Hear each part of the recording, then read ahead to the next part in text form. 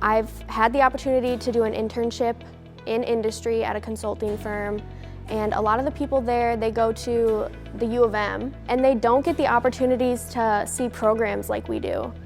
They don't get the opportunities to be one-on-one with their professors, and that means a lot to me. I like problem solving, and I like science and math, and I specifically chose environmental engineering because I like the outdoors and I'm passionate about water quality. When we get a chance to speak with our former students, they stress the strengths that they've been given in their learning how to learn. We don't teach them everything they need to know because we can't. We teach them how to learn so that they can adapt.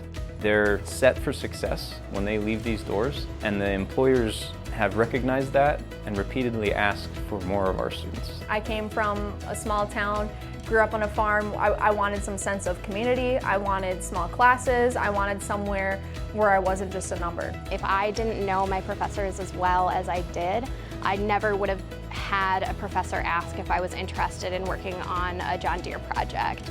So because they knew me, they knew my interests, they knew me well enough to know how I worked, they felt comfortable recommending me for really some pretty high-level roles as an undergrad. And that translates huge when you are looking for a job.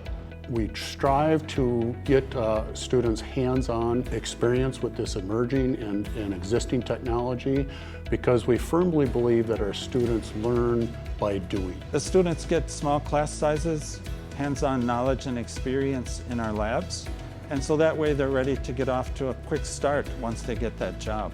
UWRF, especially in the Ag Engineering program, really put an emphasis on teamwork and group projects.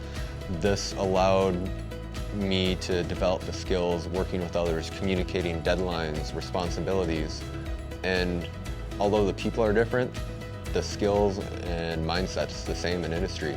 Engineering is one of the strongest fields to pursue in the coming years. We require a lot of engineers to focus on building ourselves for the future.